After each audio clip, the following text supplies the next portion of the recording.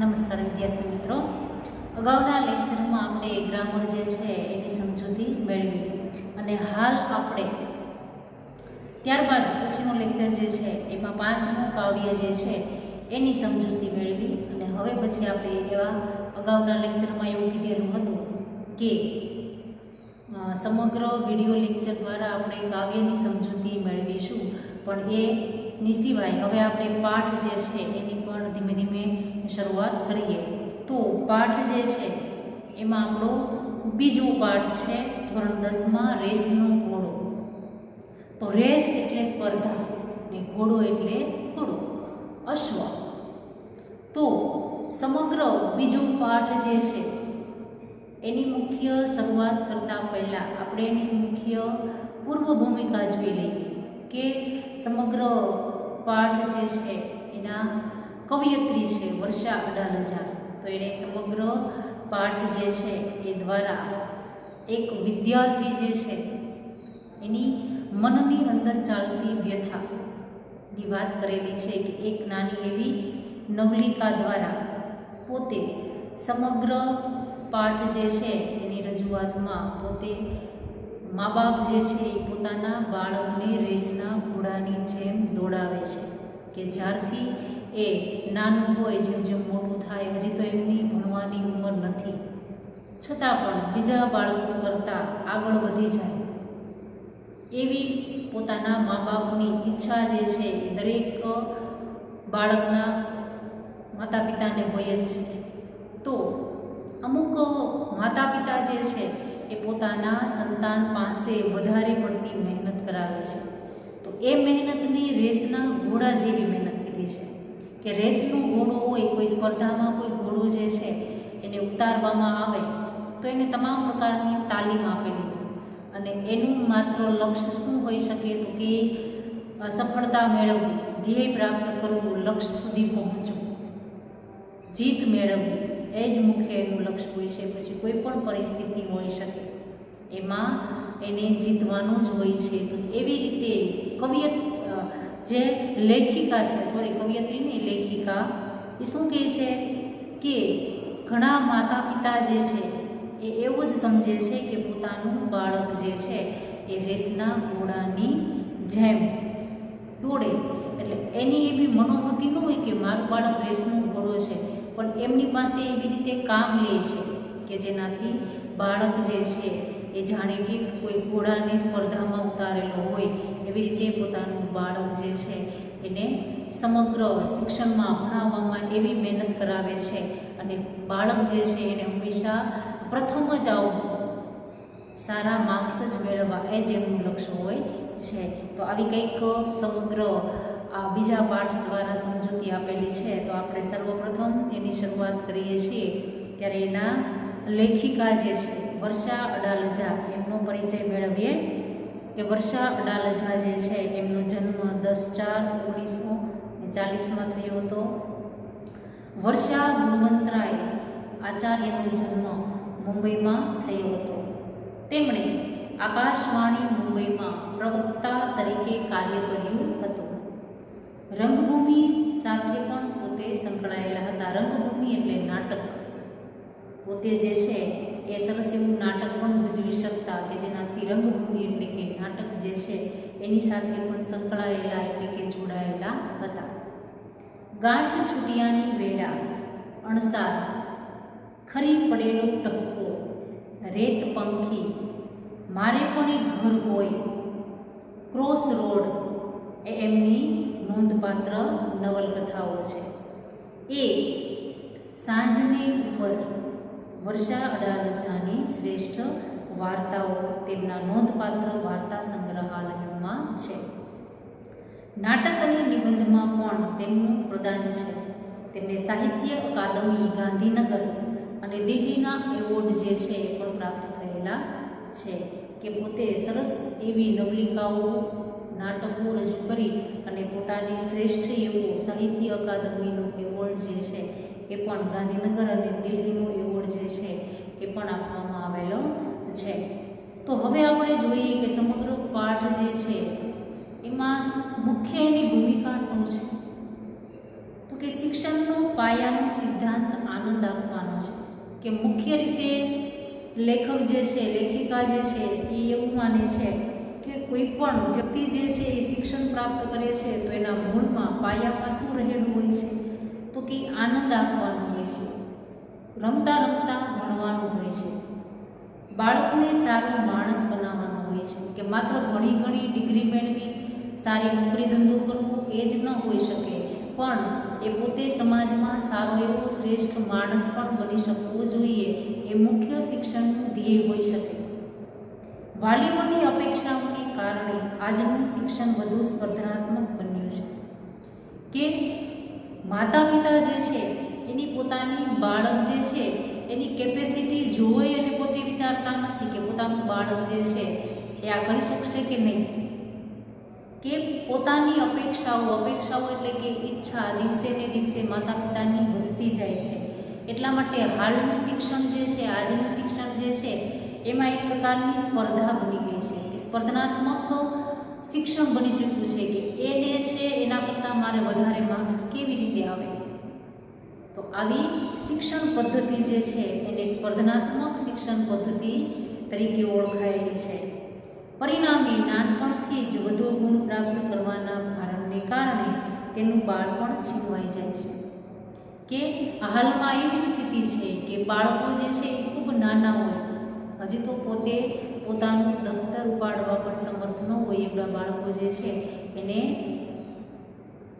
શાળામાં મૂકવામાં આવે છે કે વધારે પડતું સારું પરિણામ મેળવવા માટે નાનપણથી બાળકને જ્યારે શાળાએ મોકલવામાં આવે છે ત્યારે એનું બાળપણ જે છે એ એનાથી જાણે કે છીનવાઈ ગયેલું હોય એવું લાગે છે, એટલે કે છીનવાઈ જાય છે. બાળપણ શું છે, એની રમવાની ઉંમર જે છે એ એમની પાસેથી છીનવી લેવામાં આવે છે. કેવી રીતે, તો કે નાની ઉંમરે શાળામાં મોકલવાથી. એ બાબતે લાલ બત્તી ધરતી આ વાર્તા છે. લાલ બત્તી ધરતી એટલે કે આપણને સૂચવે છે કે હાલનું શિક્ષણ છે માતા પિતાઓની અપેક્ષા પોતાના બાળક કરતાં પણ વધારે હોઈ શકે. બાળકોને પોતાની રીતે વિકસવા દેવાની શીખ આ કૃતિમાંથી મળે છે કે બાળક જે છે એનો પોતાનો વિકાસ જે છે એ ઉંમરની સાથે થાય છે. તો જેમ જેમ મોટું થાય છે એમ એને દરેક બાબત જે છે એ આપોઆપ શીખવા મળે જ છે. તો આ કૃતિ દ્વારા આપણને જાણવા મળે છે ઘડપણમાં માતા પિતાને પૈસા કરતાં પોતાના સંતાનોના સહારાની વધુ અપેક્ષા હોય છે કે માતા પિતા જે છે એ જ્યારે વૃદ્ધ થાય, ઘડપણ આવે, જેના ત્યારે પોતાનાથી કંઈ કામ થઈ શકતું નથી, તો એવી વખતે માતા પિતાને પૈસા જે છે એ ગમે એટલા હોઈ શકે, ક્યારે પૈસા કામ આવતા નથી, પણ પોતાના સંતાનો જે છે એનો સહારો એમની પાસે હોવો જોઈએ એવી માતા પિતાની ઈચ્છા છે કે વૃદ્ધાવસ્થામાં પોતાના બાળકો જે છે એમની સેવા કરે.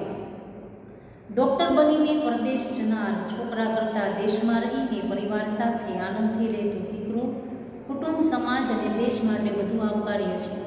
કે સમગ્ર આ કૃતિ જે છે એના દ્વારા એવી સ્પષ્ટતા થાય છે કે બે છોકરા છે તો બંને છોકરાની વચ્ચે શું ફેર છે, તો કે એક જે છે એ ભણી ગણી મોટો ડૉક્ટર બની અને બીજા દેશમાં નોકરી કરીને સારા પૈસા કમાય છે, જ્યારે એ પછીનો બીજો છોકરો જે છે એ પોતે પોતાના દેશમાં રહી સામાન્ય જીવન જીવી પોતાના પરિવાર, પોતાના સમાજ અને કુટુંબનું રક્ષણ કરી અને શ્રેષ્ઠ પોતાની ભૂમિકા ભજવે છે.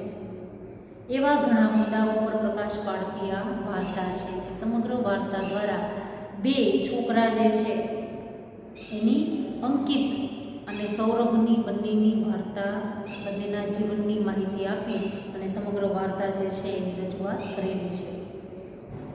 પાઠ જે છે એની આપણે શરૂઆત કરીએ છીએ કે વિનુકાકા વાત વાતમાં હંમેશા કહેતા નિશાન ઊંચું રાખવું જોઈએ. અંકિત પ્લાસ્ટિકની લાંબી ગન ઉપર ઝુમ્મર તરફ તાકીને પૂછતો, અંકલ આટલું ઊંચું? કે વિનુકાકા જે છે એ અંકિતના પાડોશમાં રહેતા એના અંકલ છે, એટલે કે એના પાડોશી છે. અંકિતના પાડોશી છે વિનુકાકા. કે પોતાના દીકરાને અને પાડોશમાં રહેતા સંજયભાઈ જે છે એના દીકરાને બંનેને પોતે પોતે ભણાવતા, એટલે કે ટ્યુશન ક્લાસીસ કરાવતા, હોમવર્ક કરાવતા. અને વિનુ કાકા જે છે એ હંમેશા વાતોમાં એવું કહેતા કે નિશાન ઊંચું રાખવું, એટલે કે ધ્યેય હંમેશા ઊંચું રાખવું જોઈએ.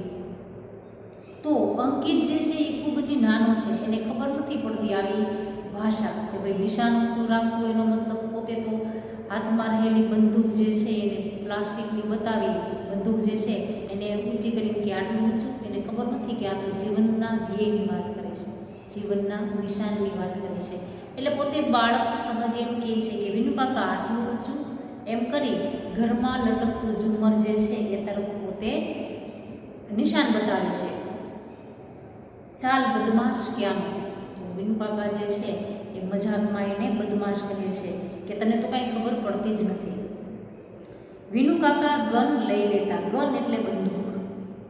પછી નાનકડા અંકિતને બાજુમાં બેસાડી સમજાવતા કે પોતાને ખબર છે કે અંકિતની ઉંમર પણ નાની છે, એટલે પોતે જે છે એ શું કરતા તો કે વિનુ કાકા અંકિત પાસેથી એની રહેલી બંદૂક જે છે એ લઈ લેતા, પોતાની પાસે બેસાડી અને એમને પ્રેમથી સમજાવતા, બેટા સામાન્ય તો બધા ભણે, જીવે પણ, લાંબી લાંબી ડિગ્રી મેળવે, હરીફાઈઓમાં ચંદ્રક લાવે, ટીવી અખબારમાં ઇન્ટરવ્યૂ અને ફોટા આવે, બસ તબ ક્યાં બાત હૈ. કે પોતે નાનો છે એટલે એને પ્રેમથી સમજાવતા એમ કહે છે કે સામાન્ય બેટા, સામાન્ય તો બધા જ ભણે, કે કોઈ પણ બાળક હોય કે દરેક જન્મ લે છે, દરેક શિક્ષણ પ્રાપ્ત કરે જ છે. વિનુ કાકાનું કહેવાનો મતલબ એમ છે કે સામાન્ય રીતે તો બધાય ભણતા જ હોય છે, તો કે બધાય ડૉક્ટર ને બધાય એન્જિનિયર કે બધાય ઉદ્યોગપતિ ન બને, એમાંથી એકાદ એવો હોય, 2-5 એવા હોય કે જે પોતે સરસ એવી ડિગ્રી મેળવે અને જીવે પણ ખરા. પોતે શું કહે છે કે જે જન્મ લે છે એ શિક્ષણ પણ પ્રાપ્ત કરે છે અને જીવે પણ છે. એનું જીવન કેવું છે તો કે સામાન્ય, કે આ સમાજમાં સામાન્ય તો બધા ભણે જ છે, કે સામાન્ય રીતે બધા ભણવા ખાતર ભણતા જ હોય. ઘણા જે છે એને ભણવું તો હોય પણ સારી નોકરી ન કરવી હોય, કોઈકને ઉદ્યોગપતિ બનવું હોય, કોઈકને સારા માણસ બનવું હોય, કોઈકને સારી નોકરી કરવી હોય, તો એનો મતલબ એમ નથી કે બધા શિક્ષણ મેળવે, પણ સામાન્ય રીતે બધા ભણતા જ હોય છે, બધા જીવતા હોય છે. લાંબી લાંબી ડિગ્રીઓ મેળવી, ખૂબ ભણી અને સારી એવી શ્રેષ્ઠ ડિગ્રીઓ મેળવી, હરીફાઈઓમાં ચંદ્રક લાવે, કે સ્પર્ધા થાય એમાં સુવર્ણ ચંદ્રક મળે, ટીવી અખબારમાં, ટીવી અથવા છાપાઓમાં ઇન્ટરવ્યૂ ગોઠવવામાં આવે, ન્યૂઝપેપર જે છે એમાં એના ફોટા છપાવવામાં આવે, બસ તબ ક્યાં બાત હૈ. એટલે કે પછી શું જોઈએ. એટલે પોતે અંકિતને સમજાવે છે કે આપણે સામાન્ય માણસો ભણે છે એમ નથી ભણવાનું, કે આપણે તો સરસ એવું શિક્ષણ પ્રાપ્ત કરી મોટી ડિગ્રી મેળવવાની છે અને ત્યારબાદ અખબારોમાં ફોટા આવવા જોઈએ, આપણે ઇન્ટરવ્યૂ આવવું જોઈએ, લોકો આપણી વાહ કરવા જોઈએ, સરસ એવા પૈસા કમાવવા જોઈએ. પછી આપણે શું જોઈએ. અંકિત થોડું સમજે અને ન સમજે, કેમ કે પોતે શું હતું, બાળક હતું, થોડું એવું સમજતો ને થોડું ન સમજતો, પણ મને અને સંજયને સંતોષ થતો. પણ મને એટલે કોને તો કે અંકિતની મમ્મી અને સંજય પોતાના પતિ, તો કે નીના બહેન જે છે એ અંકિતની માતાનું નામ નીના બહેન હતું. તો એમ કહે છે કે આમાંથી મને અને સંજયને સંતોષ થતો. એ નીના બહેન પોતે કહે છે કે મને જે છે એ આ વાતથી સંતોષ થતો કે વિનુ કાકા જે છે એમની પાસે આવડત છે, પોતાના દીકરાને જેવી રીતે ભણાવે છે એવી જ રીતે મારા દીકરાને ભણાવે છે, તો પોતાને શાંતિ હતી. અંકિતને સલાહ શિખામણ આપવાની અમારે જરૂર નહીં રહે. એટલે કે પોતાના દીકરાને હવે કોઈ સલાહ કે શિખામણ આપવાની જરૂર નહીં રહી, કેમ કે વિનુ કાકા જે છે એ સમગ્ર માહિતી આપે જ છે. ઘણીવાર બાળકોને મા બાપની વાતો કચકચ લાગતી હોય છે, કે ઘણીવાર મા બાપની વાતો જે છે એ બાળકને ખોટી કચકચ લાગે છે, કે ક્યારેક ક્યારેક મા બાપ બાળકને શિખામણ આપવું હોય કે હા ભાઈ ખબર જ છે એમ કરી અને એની વાત જે છે એ ખોટી કચકચ લાગવી, એટલે કે ખોટી બબડાટ કરે છે એવું લાગે છે. જ્યારે વિનુ કાકા અંકિત અને તેમના પુત્ર સૌરભની જુદી જુદી રમતો રમાડે, ચોકલેટ આપે અને પછી આવી બધી વાતો કરે, કે સામાન્ય રીતે બાળક જે છે એને ઠોકી બેસાડવું એમ નહીં કે આ તારે કરવાનું જ છે, આ શીખવાનું છે એમ નહીં, પણ વિનુ કાકા જે છે એમની પાસે એવી આવડત હતી કે એક સમયે બાળકોને ભણાવતા, રમાડતા, ચોકલેટો આપતા અને પછી આવી બધી વાતો કરતા કે જેનાથી બાળક જે છે એ હર્ષભેર કોઈ પણ કામ કરવા માટે આગળ વધતું. બંનેની ઉંમરમાં ઝાઝો ફરક નહોતો. ફરક એટલે ફેર કે અંકિત અને સૌરભ જે છે એ બંનેની ઉંમરમાં કંઈ ઝાઝો ફેર હતો નહીં. સાંજે માથે બેસીને હોમવર્ક પણ કરાવે. ટીવી પર નેશનલ જિયોગ્રાફી કે ડિસ્કવરી ચેનલ મૂકે. મંજુ કાકી ઘણીવાર કંટાળી જતા. એટલે કે વિનુ કાકા જે છે એ સાંજે બંને અંકિત એટલે કે પોતાના પાડોશમાં રહેતા સંજયભાઈનો દીકરો અને સૌરભ એટલે પોતાનો દીકરો એની બાજુમાં બેસી નજર રાખી માથે બેસીને હોમવર્ક કરાવવું એટલે કે પોતાની હાજરીમાં બંનેને હોમવર્ક કરાવતા. ત્યારબાદ ટીવી ઉપર શું જોવાનું તો કે ડિસ્કવરી ચેનલ હોય, જિયોગ્રાફી એટલે ભૌગોલિક બાબત જે છે એ ધરાવતી એવી ચેનલો હોય એ મૂકે. આ જોઈ અને મંજુ કાકી એટલે કે વિનુ કાકાના પત્ની જે છે એ પોતે કંટાળી જતા કે બાળકો હજી એવું વિચારતા કે બાળકો હજી નાના છે, એટલી બધી એની ઉંમર નથી, તો પરાણે એમની પાસે અભ્યાસ કરાવવાનો કોઈ મતલબ છે નહીં. બાળકો જે છે એનું બાળપણ ધીમે ધીમે છીનવાઈ રહ્યું છે એવું મંજુ કાકીને લાગે છે. એટલે કે પોતે જે છે એ આ બધું જોઈ અને કંટાળો અનુભવતા કે બાળકો પાસે આ દરેક બાબત જે છે એ જબરજસ્તીથી કરવામાં આવે છે એવું એમને લાગતું. તમે તો છોકરાને જાણે જેલમાં પૂર્યા છે, રમવા જવા દો ને, એની ઉંમરના છોકરાઓ સાથે જરા ભળવા તો દો, બાળક છે. આવો કંટાળો અનુભવી અને મંજુ કાકી જે છે એ વિનુ કાકાને કહેતા, પોતાના પતિને કહેતા શું કે તમે તો જાણે કે છોકરા જે છે એને જેલમાં પૂરી ન દીધા હોય કે એને બહાર રમવા જવા દેવા, એમની સાથે રહેતા એની જેવડા છોકરા જે છે એની સાથે ભળવા દેવા જોઈએ કે બાળક છે, બધા સાથે હળી અને રમવા દેવું, જે એની ઉંમર જે છે એ રમવાની છે એવું જે છે એ પોતે મંજુ કાકી પોતાના પતિને કહેતા. સામાન્ય છોકરાઓ સાથે રમીને એની શું પ્રાપ્તિ થવાની છે? તો વિનુ કાકા જે છે એ પોતાની પત્નીને એમ કહે છે કે સામાન્ય બાળકો જે બજારમાં રમે છે, શેરીમાં રમે છે, એ બાળકો સાથે રમી અને આને શું મળવાનું છે? પ્રાપ્ત થવું એટલે શું મળવાનું છે? એમની પાસેથી કંઈ શીખવા મળવાનું છે? તો રમવા જવા દેવું. નિર્ભેળ નિર્દોષ આનંદની. તો મંજુ કાકી એમ કહે છે કે નિર્ભેળ એટલે કે ભેળસેળ વગરનું, કે બાળક જે છે એનું મન જે છે એ હંમેશા કેવું હોય તો કે ઈર્ષા દેખાય વગરનું, નિષ્કપટ હોય. નિર્દોષ આનંદની. નિર્દોષ એટલે કે દોષ વિનાનું, કે બાળક જે છે એની સાથે બાળક રમે ને તો જ એને મજા આવે. કે મોટા રમતા હોય બાળક સાથે તો મોટાને બાળકને હારે બાળક બની જવું જોઈએ, તો જ બાળક જે છે એ રમવાનો આનંદ મેળવી શકે. એટલા માટે એમ મંજુ કાકીજી એમ કહે છે કે તમે એમ કહો છો કે આ સામાન્ય છોકરા સાથે રમી અને એમને શું મળવાનું છે? તો એની સાથે રમતા એને નિર્ભેળ એટલે કે ભેળસેળ વગરનો અને નિર્દોષ આનંદ મળશે. જો અત્યારે તેના ચહેરા પર આનંદ છે જ ને, તો વિનુ કાકા એમ કહે છે કે જો અત્યારે એના ચહેરા સામું જો, એના મોઢા સામું જો, આનંદ તો છે જ ને, કે વાંધો છે? કપાળ તમારું એ આનંદ આઈસ્ક્રીમનો છે. તો મંજુ કાકી જે છે એ કહે છે કે કપાળ તમારું એમ કે તમે એમ કહો છો કે એના ચહેરા ઉપર આનંદ છે, પણ આ આનંદ શેનો છે? તો કે બાળકો પાસે પરાણે કામ કરાવે, લાલચ બતાવે કે ભાઈ તમે આટલું હોમવર્ક કરશો તો હું તમને આઈસ્ક્રીમ લઈ આવી દઈશ, ચોકલેટ આપીશ.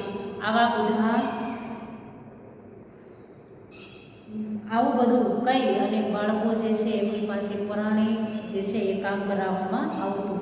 એટલે કે એનો વિરોધ કરતા મંજુ કાકી એમ કહે છે કે આ આનંદ છે ને એ આઈસ્ક્રીમનો છે. તમે એમ કીધું એવું હતું કે આટલું હોમવર્ક કરી નાખો હું તમને આઈસ્ક્રીમ આપીશ, આ એનો આનંદ છે.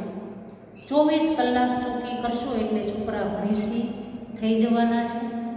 એટલે કે પોતાના પતિને એમ કહે છે કે તમે 24 કલાક બાળકો જે છે એમને ભણાવે જ રાખશો તો કંઈ ભણેશ્રી એટલે કે આમ મોટા ભણી ગણીને વિદ્વાન બની જવાના છે. મંજુ મૂર્તિને કંડારવી પડે છે, દુનિયા તેજ ગતિથી દોડી રહી છે. તીવ્ર હરીફાઈ છે બધા ક્ષેત્રમાં. એટલે કે પોતાની પત્નીને એમ કહે છે કે મંજુ, મૂર્તિ હોય એને કંડારવી પડે, કે કોઈ મૂર્તિ જે છે એને માત્ર પથ્થરમાંથી મૂર્તિ બનેલી હોય તો એનો કાંઈ મતલબ ન હોઈ શકે. એને સરસ રીતના યોગ્ય જગ્યા આપવી જોઈએ, યોગ્ય વેશભૂષા જે છે ધારણ કરાવવી જોઈએ અને યોગ્ય એમાં શ્રદ્ધા રાખવી જોઈએ કે જેનાથી મૂર્તિ પાસેથી આપણને એમાં ભગવાન છે એવું દેખાય. તો આ કઈ મૂર્તિની વાત કરે છે તો કે પોતાના બાળકો રૂપી મૂર્તિ જે છે એને યોગ્ય સદ્ગુણો, સંસ્કાર, શિક્ષણ આપવી અને કંડારવાની વાત છે. તો મૂર્તિ છે એની કંડારવી પડે છે. દુનિયા જે છે એ ખૂબ તેજ ગતિથી આગળ વધી રહી છે અને બધા જ ક્ષેત્રમાં હરીફાઈ રહેલી છે કે જો માણસ જે છે એ બીજાનું ન જોવે, પોતાનામાં જીવન જીવે જાય તો એ દુનિયામાં બધાથી પાછળ રહી જાય. દુનિયા, એનો કહેવાનો મતલબ એમ છે વિનુ કાકાનો, દુનિયા ક્યાં પહોંચી અને આપણે હજી જો એમની સાથે ન ચાલીએ તો આપણે બધાની પાછળ રહી જઈએ. સમાજમાં આપણું કાંઈ મૂલ્ય હોઈ શકે નહીં. એટલા માટે દરેક ક્ષેત્રમાં હરીફાઈ થઈ રહી છે. તો મંજુ કાકી એમ કહે છે કે તો લક્ષ્યાંક પર પહોંચવું હોય તો ઘોડો દોડાવવો પડશે મંજુ, હારી ગયેલાનો કોઈ ભાવ પૂછતું નથી. કે મંજુ કાકી એમ કહે છે કે દરેક ક્ષેત્રમાં હરીફાઈ છે તો શું છે?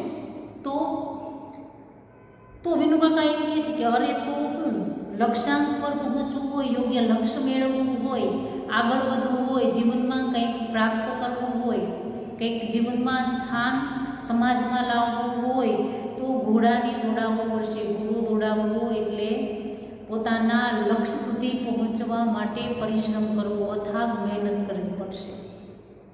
હારી ગયેલા માણસોનો સમાજમાં કોઈ ભાવ પૂછતું નથી. જે માણસ જે છે એ સમાજમાં પાછળ રહી જાય એ માણસનું દુનિયામાં કોઈ ભાવ પૂછતું નથી. એ શું કરે છે, કોને મળે છે, ક્યાં જાય છે, આવા લોકો સાથે કોઈની નિસ્બત નથી. જેમની પાસે કોઈ પણ આવડત છે, પૈસા છે, કે જેનું કંઈક સમાજમાં સ્થાન છે, એ જ માણસ જીવનમાં કંઈક મેળવી શકે. હે ભગવાન, તમારા ઈજામાં ક્યાંથી આ ભૂસું ભરાયું છે? ગયે મહિને એસએસસીનું પરિણામ આવ્યું, ઝૂંપડપટ્ટીનો છોકરો પહેલો આવ્યો કે નહીં? તો હવે મંજુ કાકી એમ કહે છે કે ખબર નહીં. ભગવાનને પોતે એમ કહે છે કે હે ભગવાન, કોઈ કે તમારા મગજમાં આવું ભૂસું ભરાયું છે એટલે કંઈક બેસાડી દીધેલું છે કે ગયા મહિને 10મા ધોરણનું એસએસસી એટલે 10મું ધોરણ, HSC એટલે 12મું.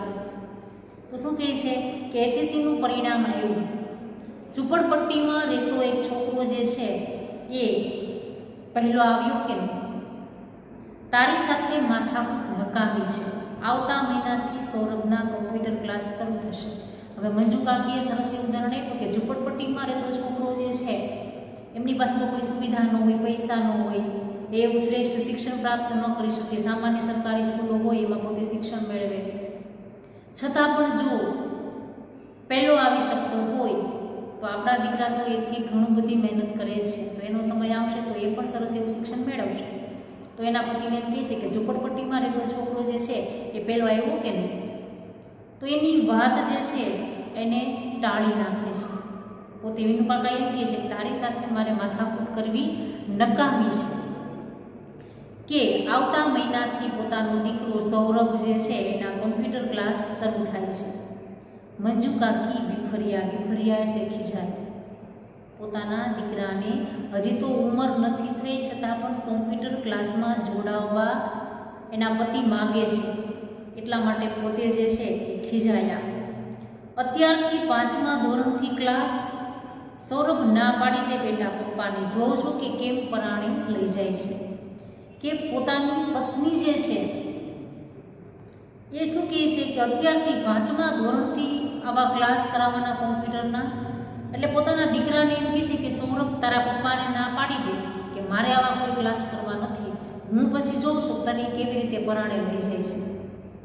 સૌરભે તરત કહી દીધું, ના મમ્મી, મારે કોમ્પ્યુટર શીખવું જ છે, પછી ક્લાસમાં મારો ઘટ પડી જશે. કે એની મમ્મી જે છે એને પોતે એમ કહે છે કે ના મમ્મી, મારે તો કોમ્પ્યુટર ક્લાસ કરવા જ છે, તમે ભલે ના પાડો. કેમ કે હું પછી જ્યારે ક્લાસમાં ભણવા માટે જાઉં, કોઈને ન આવડતું હોય, માત્ર મને જ આવડતું હોય તો મારું વટ જે છે, મારી આબરૂ જે છે એ ક્લાસમાં વધી છે. મંજુ કાકીએ બે હાથ જોડ્યા. હે માતાજી, બાપ દીકરા બેયને સાથે સદબુદ્ધિ આપજો. કે પોતે પણ સમજી જાય કે બાપ દીકરો બે એક છે, આમાં મારું તો કોઈ માનતું નથી. એટલે પોતે પોતાના માતાજીને પ્રાર્થના કરે છે કે હે માતાજી, આ બાપ દીકરા બેયને સદબુદ્ધિ એટલે કે સારી બુદ્ધિ આપજો. એ સાંજે વિનુ કાકા ઘરે આવ્યા. આમ તો એક જ મકાનમાં ઉપર નીચે અમે રહીએ અને સૌરભ સાથે અંકિતને ઘણીવાર એ ભણાવે, એટલે એમના આવવાની નવાઈ નહોતી. એટલે કે તમામ આખી વાર્તા જે છે એ જાણે કે નીના બહેન જે છે એ વાગોળતા હોય એવું દર્શાવાય છે. કેમ? એ સાંજે વિનુ કાકા જે છે એ અંકિતના ઘરે આવે છે કે બંને જણા જે છે એ એક જ મકાનમાં ઉપર નીચે રહે છે. સૌરભ અને અંકિતને ઘણીવાર એ પોતે ભણાવે છે, એટલે વારંવાર ઘરે આવે તો એમાં કંઈ નવાઈની વાત હતી નહીં. પણ આજે તો એ ખાસ આવ્યા હતા. એમનો આગ્રહ હતો કે સૌરભની સાથે અમારે અંકિતને કમ્પ્યુટર ક્લાસમાં દાખલ કરવો. કે દર વખતે ઘણીવાર પોતે એના ઘરે આવે તો એમાં કાંઈ નવીન વાત હતી નહીં, પણ આ વખતે પોતે એના ઘરે આવ્યા એટલે એ ખાસ કામ માટે આવેલા હતા. એ કામ શું હતું?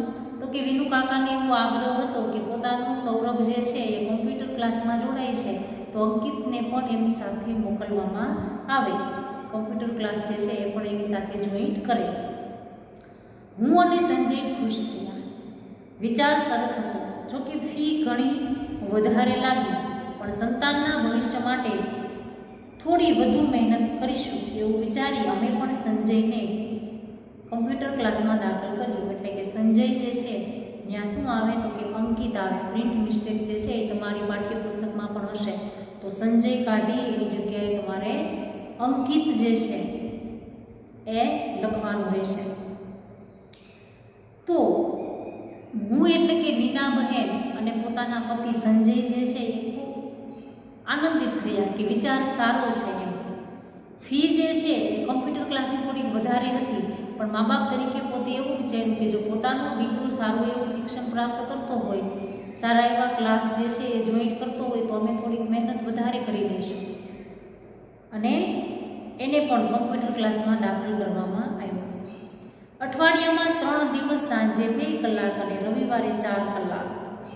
કે તમને એવો પ્રશ્ન પૂછવામાં આવે કે ભાઈ કમ્પ્યુટર ક્લાસનો સમય અંકિત અને સૌરભનો શું હતો? તો એમ કહી શકાય કે અઠવાડિયામાં 3 દિવસ સાંજે 2 કલાક. અઠવાડિયામાં 3 દિવસ સાંજે 2 કલાક અને રવિવારે 4 કલાક. જોકે અંકિત નારાજ હતો કે અંકિત જે છે એને આ ન ગમ્યું, કેમ કે પોતાને કમ્પ્યુટર ક્લાસમાં જવું નહોતું.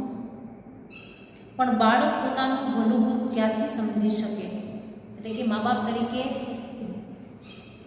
પોતે એવું વિચાર્યું કે ભાઈ બાળક જે છે ને એ પોતાનું સારું નરસું ન વિચારી શકે. એને શું ખબર હોય? એને તો રમવામાં જીવ હોય, એને ખબર ન હોય કે ભાઈ સારું શું અને ખરાબ શું.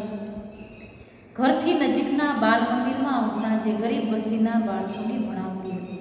એટલે કે નીના બહેન જે છે એ પોતાના ઘરથી નજીકનું બાળ મંદિર જે છે એમાં પોતે ગરીબ વસ્તીમાં રહેતા બાળકો જે છે એમની પાસેથી કોઈ પણ જાતની ફી લીધા વગર સેવાના કામ રૂપે પોતે બાળકોને ભણાવતા હતા. એ કામ માટે પગારનો તો કોઈ સવાલ જ નહોતો, કેમ કે ગરીબ બાળકો હતા, એની પાસેથી ફી લેવી એવો ક્યાંથી કંઈ પ્રશ્ન જ હતો નહીં. હું ખૂબ ઉમળકાથી એમને ભણાવતી હતી. ઉમળકાથી એટલે કે હેતનો ઉભરો, ખૂબ આનંદથી હું આ બાળકોને ભણાવતી હતી. એ બાળકો પણ મારી સાથે હળી મળી ગયા હતા. તો એ ભારે હૃદયે મેં એ કામ છોડી દીધું અને અંકિતની ફી માટે ટ્યુશન કરવા લાગી. એટલે કે આ ગરીબ વસ્તીના બાળકો જે છે એ પણ નીના બહેન સાથે હળી મળી ગયા હતા. પણ ભારે હૃદયે એટલે કે રૂઢિપ્રયોગ છે, દુઃખી હૃદયે નીના બહેનને આ કામ જે છે એ છોડી દેવું પડ્યું. શું કામ? કેમ કે પોતાનો દીકરો જે છે એને ટ્યુશન ક્લાસીસ કમ્પ્યુટરના જોઈન્ટ કરેલા હતા, જેની ફી વધારે હતી. એટલે પોતે હવે જે પણ બાળકોને ભણાવે છે, ટ્યુશન કરાવે છે, એની ફી લઈ અને પોતે ટ્યુશન કરાવે છે. એટલે પોતે અંકિત જે છે એની ફી માટે ટ્યુશન કરવા લાગ્યા. અને હવે જે છે એ આપણે અડધો પાઠ જે છે એ અહીં સુધી સમજીએ છીએ. ત્યારબાદ બોર્ડમાં પાછળ આપેલા શબ્દાર્થ જે છે એમની આપણે માહિતી મેળવીએ કે તમે પહેલું કાવ્ય લખેલું હશે, ત્યારબાદ ત્રીજું કાવ્ય લખેલું હશે, ત્યારબાદ પાંચમું કાવ્ય લખેલું હશે અને ત્યારબાદ તમારે આ બીજો પાઠ જે છે એ લખવાનો છે. કેવી રીતે પાઠ લખવાનો છે? તો કે પાઠ નથી લખવાનો, ઉપર તમારે લખવાનું રેસનો ઘોડો, નીચે શબ્દાર્થ કરીને સમાનાર્થી શબ્દ, જેવી રીતે કાવ્ય લખ્યું એમ જ સમાનાર્થી શબ્દ, વિરુદ્ધાર્થી શબ્દ સમૂહ ને રૂઢિપ્રયોગ. ત્યારબાદ જે તમને હોમવર્કમાં આપવામાં આવશે એ પ્રશ્ન તમારે સ્વાધ્યાય સ્વરૂપે લખવાના છે. જે તમને વ્યાકરણની PDF મોકલેલ છે એ તમારે કોઈ પણ લખવાની નથી, માત્ર તમારે વાંચવા માટે મોકલેલી છે. તો એ PDF જે છે એ તમારે માત્ર વાંચવાની છે. ઉદાહરણ છે કે બોર્ડની પરીક્ષામાં પૂછાઈ શકે એવા જે આપણે ગ્રામર ભણી ગયા એ ગ્રામર જે છે એની સમજૂતી આપતી, એના ઉદાહરણો આપતી એક PDF જે છે એ મોકલી છે. તો એ તમારે માત્ર વાંચવાની છે, તૈયારી માટે મોકલેલી છે, એમ તમારે લખવાની છે નહીં. જે ગૃહ કાર્ય લખેલું આવે એ જ તમારે લખવાનું છે.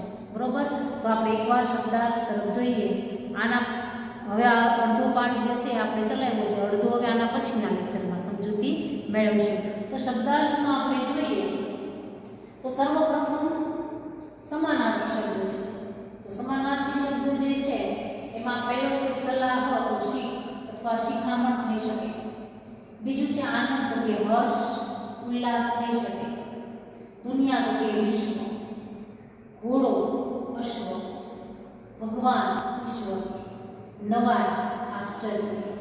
ઘર, આશ્રય. ગૃહ, ગરીબ, તો નિર્ધન. હૃદય, તો હૈયું. મહેનત, તો પરિશ્રમ. આંખ, તો નયન. દુશ્મન, તો ક્ષત્રુ. બગીચો, તો બાગ. દરિયો, તો સમુદ્ર. અરીસો, તો દર્પણ. શાળા, વિદ્યાલય. શૈશવ, તો બાળપણ. અંધકાર, તો તમસ.